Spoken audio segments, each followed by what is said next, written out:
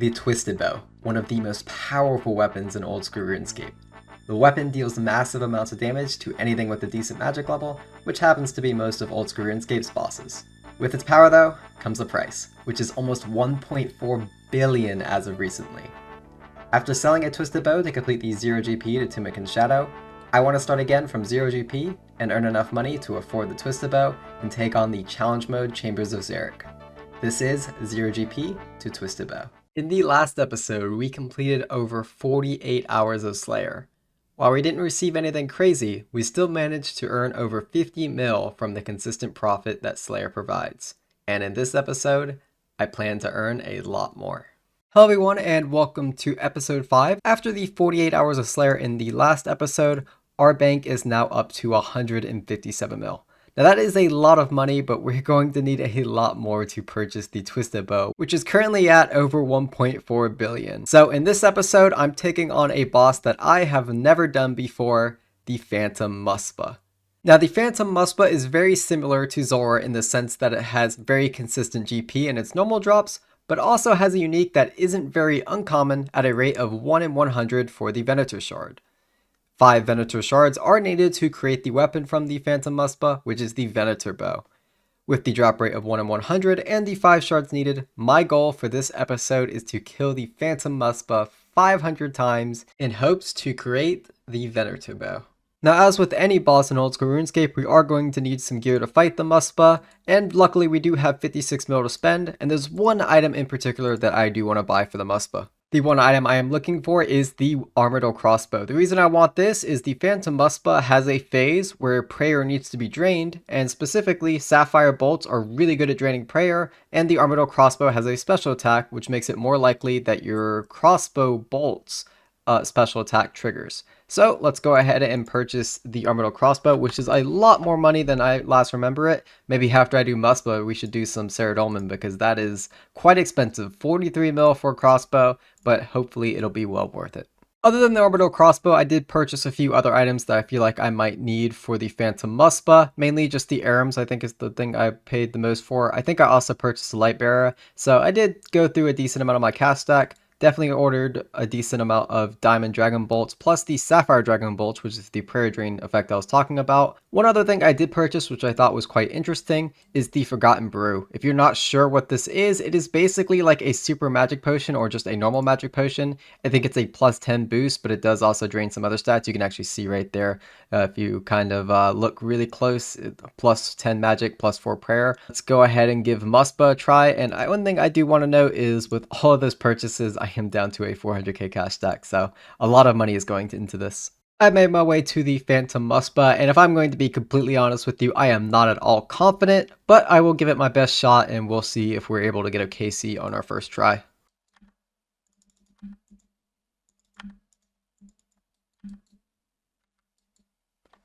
Okay, I have no idea what that was, but yeah, that was just 60 damage out of nowhere. Yeah, I'm new to the boss. I thought I was doing well, and then all of a sudden I just take a 60 out of nowhere. Let's go. I think I got my first kill. I think I died before because I didn't stand behind one of the spikes when he does that smash attack. But there we go, our first kill. And that's decent drop, 466 soul runes. That's okay. I do think I want to bank just in case. And one thing I also need to do is like mark a safe spot, I believe. But overall, there's our first kill. Before we go any further, I do briefly want to go over the boss's mechanics. This isn't an in-depth guide or anything, but just explaining what's going on. The boss has 2 phases, a darker melee phase, and a green magic/range phase. He is weak to magic during the melee phase, and he is weak to range during the green phase. During the fight, he will also perform 2 special attacks. One of the special attacks, he teleports around the room like crazy, and one of the other special attacks, he will send heat-seeking spikes after you. When the boss is nearing death, he will slam the ground, which actually caused my first death. In order to take 0 damage from that attack, you need to hide behind one of the spikes. After that, he enters a prayer phase, where the sapphires come in handy, draining his 75 HP shield, which is entirely made of prayer. Once the shield is drained, it is now a DPS check. Kill the boss as fast as possible, as spikes will now spawn permanently around the room and can cover every tile very quick, and that's pretty much everything about the boss.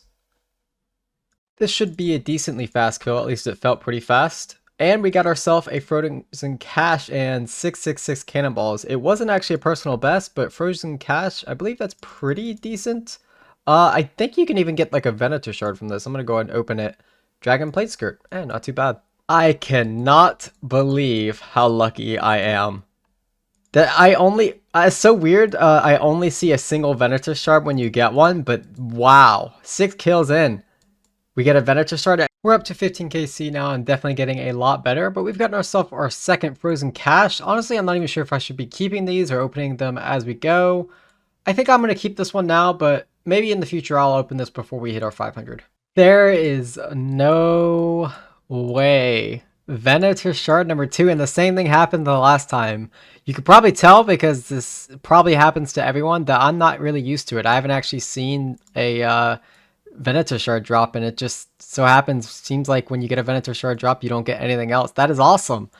23 KC, and we've already got 2 out of 5 of our Venator shards that we need for the bow. This is crazy, super happy, and I honestly love the Phantom Muspah.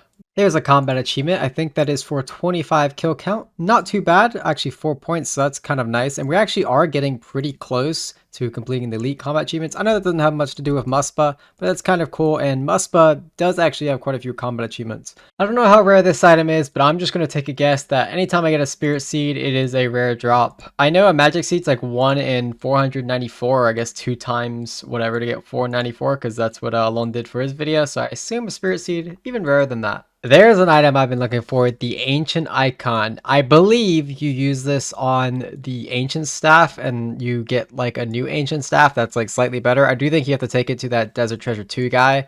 So yeah, let's go ahead and do that. I've got the Ancient Staff and the Ancient Icon. I believe I talked to Elvis about my cash stack in case it's needed. I found this weird icon. Do you know what it is? Show it to this guy here and let's see. Combine. Yes, please. And there we are. We now have an Ancient Scepter, which I believe just gives plus 5% damage instead of no damage increase. And then it also gives a special effect depending on what spell you're using. I know for Ice Barrage, instead of 32 ticks of freezing, you get 35 ticks of freezing. So that's actually pretty nice. And there is 50 kill count now at the Phantom Muspah. I'm wondering if that's like all the KC requirements. I know like a lot of the bosses got their KC requirements reduced significantly, but I think Muspah came out after a lot of the combat achievements did that. So I don't think they would make like an insanely high kill count, but Muspah's pretty fast, up to 50 kill count my first day here. Decided to invest in some Ruby Dragon Bolt E. Now hopefully with these we should be able to get that 3-minute kill. This is our first attempt with the Ruby Bolts, and that was an extremely fast kill, and we got it. First try, we got ourselves the Charged Ice. It says it's worth 500k. I'm sure I'm not the first person to think this, but I was thinking maybe I can alch it, but it does say high alch price is 6k. But there we are. First kill with the Ruby Bolts, and we already got a 247, and there is definitely a few things I could have done to speed up that kill. I think it's worth mentioning, with that Charged Ice drop, we are now 5 out of 6 in the collection log, so we have a very real chance of completing the Muspah collection log going into this. Hey, there is our first clue scroll of the grind. I've heard, and I haven't actually fact-checked this or not, that this boss drops hard and elite clue scrolls. Not only that, but they drop them decently common, so 53 kills in, I think, or 54 kills in, we've gotten our first clue scroll, and we're definitely going to do all the clue scrolls that we get. We got ourselves another new personal best here at Phantom Muspah, and if you look at my inventory, I've been here quite a while, and this is actually my 9th kill. If I get this next one, that's going to be 10 kills in a row, which is actually a combat achievement. The combat achievement completed. Not too bad considering the gear I'm using. I didn't actually think earlier that this combat achievement was possible with this gear, but proved myself wrong. Very happy about that. And with 10 kills, you also get a lot of loot. As you can see, my entire inventory is filled up with loot here. Okay, if the 1 Spirit Seed drop I got earlier isn't rare, maybe 3 Spirit Seed has to be extremely rare. And one thing I didn't know is apparently Spirit Seeds have like a hidden untradeable value, because in my CC it shouted out 420 GP. That's what I want to see. Venator Shard number 3 on 85 KC. I think I rhymed like 3 times there, but I will take that. That is beautiful. That means we have 3 out of the 5 shards we needed in order to make the bow on only 85 kill count, and I want to do 500 of this boss, so very, very high chance now that we actually complete the Venator bow. So I make my way to the GE where all strange things happening. In the last episode, I couldn't use the bank, and in this episode, we have a flashing arrow on a Vorkath pet, which was over that guy's head a few minutes ago. Strange things happening at the Grand Exchange. Okay, this is probably one of the fastest kills I have ever had. A 229 That is pretty crazy. That is like 40 seconds, or rather 20 seconds off of my personal best before. I started the kill, I kid you not, with 3 ruby bolts. It could have been slightly faster. I did have to eat a couple times that kill, but a 225, 229, I don't know if I'm ever going to beat that. I don't know how I did it, but somehow I was able to beat that crazy personal best I had, which was a 229, and I beat it by like, was that 13 seconds? That's insane. I'm just a bit bored at Muspah, and I thought it'd be a really cool idea to at least throw some combat achievements when I am getting a slight bit bored, and I saw one that is a decent bit interesting. This Can't Escape one, kill the Muspah without running. I feel like that is very easy to do, and probably the only reason I haven't done it yet is because I keep my run on automatically, so yeah, let's get that one out of the way. That should be the kill. I do not think I ran the entire time.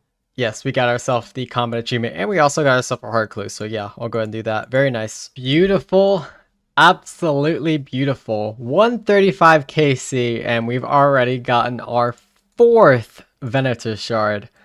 Man, we're 1 shard away, and we have, what is it, 365 kill count to go. I think we have a very, very good chance of completing the bow now. Up to a pretty special point in my opinion on the kills, and you guys are going to get a sneak peek at the loot tab so far, but the special moment I'm talking about is the Ancient Essence. With the 4,000 I just got from the last kill, we are now up to a white stack, 100,000 Ancient Essence so far. After this kill, we have hit the halfway point on Muspah, even got a frozen cash that kill. 250 kills, and I promise you I'm not complaining when I say this, but it has now been over 100 kills since I've seen my last Venator shard, and we are still only 1 away from creating the bow, so maybe we'll get one soon, but again, I'm not complaining. We've already gotten very lucky. Well, it actually happened a lot sooner than I thought it would. Another personal best here at the Phantom Muspah 210, and yeah, at this point, pretty much all my personal bests, it just ruby spec into ruby spec into ruby spec, and that's just kind of how it goes at this point. We are now up to 459 kill count, and unfortunately, we have not seen a Venator shard since over 300 kill count ago. It was like 150 around that KC since we saw the last Venator shard. And yeah, it was really nice at the start to get spooned the Venator shards, but approaching 500 kill count here, which means we are actually, even with the insane luck we had at the start, about to possibly go under rate on Venator shards. I didn't think that was even possible with the how spooned we got at the beginning, but we have 41 kill count to get that last Venator shard. Can we get 5 Venator shards to make the Venator bow within 500 kill count? There is no way. This has to be scripted. 499 kill count. 1 kill before we finish the grind. We got ourselves the last Venator shard we needed. We were like 300 some kills without a Venator shard, and the almost final kill, the second to last kill, we did it. We completed the Venator shard grind for the Venator bow. 1 kill before 500 kills. Of course, before we finish our final kill count, we have to combine all the Venator shards together to create the Venator bow. Absolutely, let's do it. There we are, the Venator bow. I feel like it's only fitting to finish the final Muspah kill, the 500th kill with the Venator bow, and there it is. 500 Muspah kills, and just at the end, we were able to get that final Venator start. I still can't believe it. It was 1 kill ago, 499 kill count, and we got the final Venator shard we needed.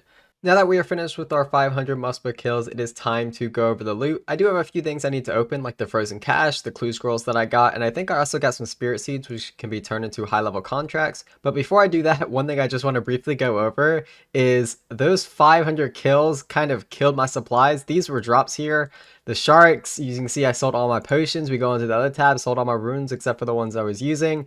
I ended with 2 ruby dragon bolts, and if you're curious about the cash stack, kind of a spoiler about how much money I made, but 112 GP is what I was left with. Of course, let's just go ahead and show you guys the loot tracker now that you kind of have an idea. 109 mil from the 500 Phantom Muspah. For some reason, 4 kills aren't showing up here, but I can't imagine there was too interesting from those 4 kills because it looks like I already have the 5 Venator shards and all the other expensive drops. But we can go ahead and enter the bank and show you guys the loot tab. So out of the 109 mil, it looks like I have 97 of it as profit, so probably about 12 mil in supplies. Actually, that is not true because some items went into different tabs, such as things like, I think I got Death Runes as a drop. I definitely got Soul Runes as a drop. Quite a few Cannonballs and, what was it, the Mana Rays as well. I think I'm going to go ahead and start with the Frozen Cache and then go into the Clue Scrolls and then finally do the Spirit Seeds. So let's go ahead and do that. I don't know if there's like multiples you can get of a single item, or maybe I can just have all 20 in the inventory spots, but let's do 10 at the start. Let's see, we got Chaos Ruins, Coal, 21 Limpert. So I guess it just rolls on its table. That's a better drop. It's like 100k there. 905 Essence, 4 Torstal Seeds, another 4 Torstal Seeds. Yeah, nothing too interesting. Oh, the Grimy Toad Flax is a decent drop. And then I guess we have 10 more cash to open. Maybe, just maybe we can get that Venator Shard, 960. Maybe 5 Snapdragon Seeds. I think this is pretty decent. Spirit Seed, so we can turn that in. Good thing we did that first. There we go. We got the Frozen Cache from the Frozen Cache. That is a 1 in 125 drop rate. That's pretty interesting. So we get to open another one. Rune Plate Legs, another Spirit Seed, 4 Torstal Seeds, 5 more Snapdragons, and the final one, 4 Torstal Seeds. So unfortunately, we didn't hit the 1 in 500 on the Venator Shard, but let's be honest, I couldn't expect to hit that. So next up, now that we've already opened our Frozen Cache, is going to be the Clue Scrolls. I'm probably going to go through these quick, but of course, if I get a Master, I will definitely do my Master Clue Scrolls. 28k. And there it is, 3 Clue Scrolls in. We got ourselves a Master Clue, but look how terrible these hard clues are. 28, 43, and 13k. Hopefully this Master can be a little bit better. Well, that ended up being one of the longest Master Clues I've ever done, but back to the hard clues.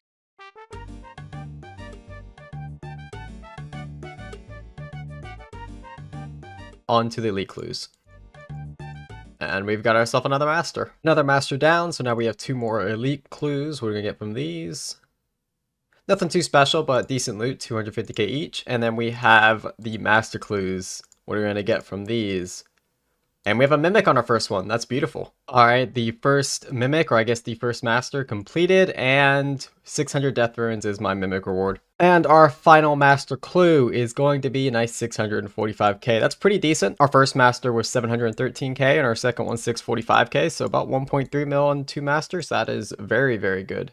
And the final thing I need to do is turn in the Spirit Seeds to Guildmaster Jane here. And that is going to give me 15, I think, level 5 or the highest tier seed packs possible. I'm just going to open these and I'll show you guys the loot. Now, unfortunately, a loot tracker doesn't seem to be tracking the seed packs, which I thought it did. But if you're curious, you can kind of just look at which seed stacks went up. I think I showed these earlier. I definitely got a few Dragon Fruit Tree seeds, so those are quite nice. Didn't get any Celestris. And then the other seeds all came down here. I don't think there's any notable ones because all the like really expensive seeds came from Muspah, so they're also in the seed stacks here. Now is time for what I'm looking forward to the most, and that is selling all of this loot, and I'll make sure I get all of the loot. What I mean by that is I'll definitely go into the other tabs where I have loot available, such as the Cannonball, the Rune Stacks, and I think the Mana Rays. I'll definitely make sure I get it all, and we'll see exactly how much profit I've gotten from Phantom Muspah. I've sold off all of the minor items, and in total it gets me 49.6 mil, pretty much on the dot. Of course, we still have the 2 big items, all of the Ancient Essence that we were able to get from all the Muspah,